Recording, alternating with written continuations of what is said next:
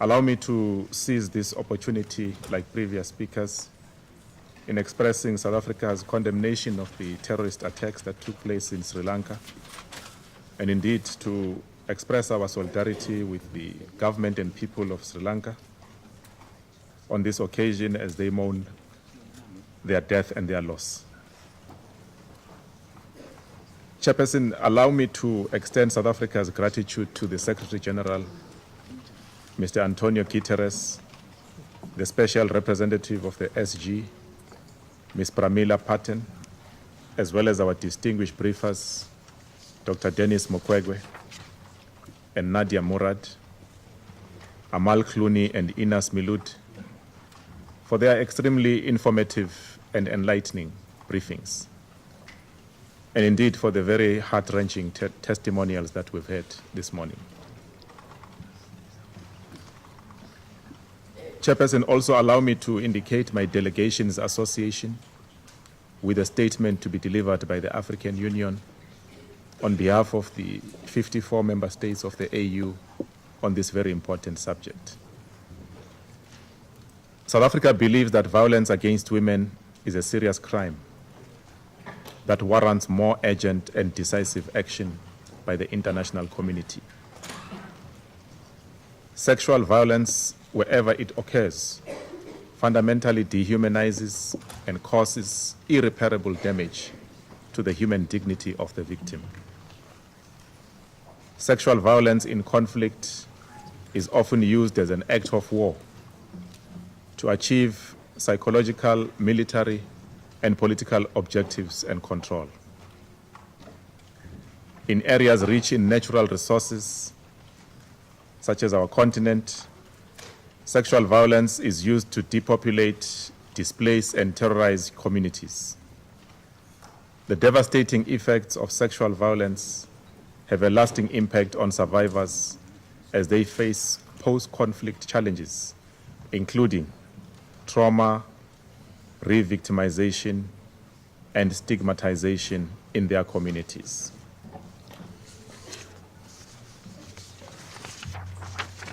While anyone can fall victim to sexual violence, South Africa is deeply disturbed that women and girls continue to be disproportionately affected. Many also live through the prolonged trauma of raising children born out of rape, who are often rejected by the society and deprived of their rights and access to social services. It is for this reason that gender-sensitive responses and programs must be tailored to be survivor-oriented. Mr. President, South Africa firmly believes that essential services must be provided to the survivors of sexual violence, in line with our long-held position that sexual and reproductive health services are not only an important component of the right to health, they are critical for the overall empowerment of women. In the context of sexual violence in conflict, the lack of access to these services threatens the most sacrosanct of all human rights, namely the right to life itself. In spite of the lateness of the hour, South Africa still hopes that this Council can agree on a consensus resolution that protects the survivors and holds the perpetrators accountable, and indeed metes out the appropriate punishment to perpetrators of sexual violence in conflict. Mr. President, to effectively address sexual violence in conflict, South Africa believes that we need an integrated and comprehensive approach. This includes the delivery of multi-sectoral services to ensure reintegration support for survivors, including shelters. We must develop appropriate economic livelihood programs. This is an integral part of societal prevention mechanisms, conflict resolution, transitional justice, and peace building. In line with the framework of cooperation between the UN Office of the Special Representative of the Secretary General on Sexual Violence in Conflict and the African Union Commission, South Africa acknowledges accountability mechanisms as an important part of the means of preventing sexual violence in conflict. This framework aims to assist AU member states to combat impunity for sexual violence in conflict and enhancing the capacity of the criminal justice system of conflict and post-conflict countries to respond to suspected cases of sexual violence in conflict. Mr. President, this Council must demonstrate a discernible transition from rhetoric to reality about the challenges that victims are confronted with in their daily lives during armed conflict. We need to strengthen accountability for perpetrators with survivors at the heart of our attacks, of our efforts. South Africa supports the more frequent use of measures under Chapter 6 of the UN Charter and capacity building of states to address the matter at national level in an integrated manner. We commend the work of the SRSG on sexual violence in conflict areas, as well as the team of experts on the rule of law and sexual violence in conflict. And we call for the strengthening of their capacity so that they can be able to deliver on the mandate that the Council has given to them. South Africa supports the recommendation of the Secretary General to strengthen our efforts aimed at addressing sexual violence in armed conflict.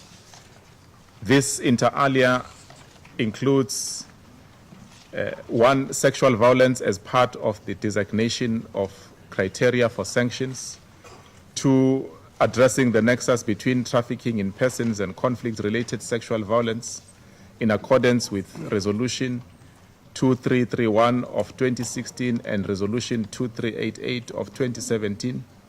Three, using field visits to draw attention to concerns about sexual violence. And lastly, putting in place constitutional, legislative, and institutional arrangements to comprehensively address conflict-related sexual violence. Mr. President, the security sector of conflict and post-conflict countries must be reformed to prevent and better respond to sexual violence.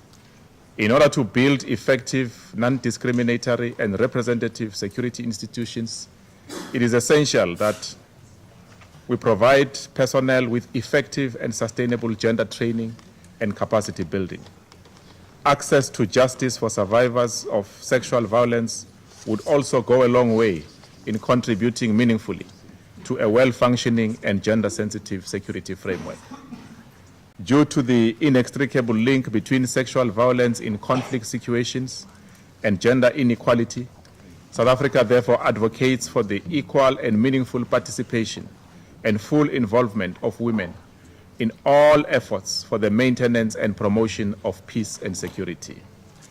In this regard, member states must continually look at measures to strengthen the full and effective implementation of Resolution 1325 on women, peace and security, pioneered by the sister Republic of Namibia, to whom we pay tribute today, which indeed is the basis for forming partnership with civil society, the private sector, and community-based organizations. Finally, South Africa looks forward to continuing this debate during our presidency in October this year as part and parcel of the build-up to the 20th anniversary of Resolution 1325 in 2020.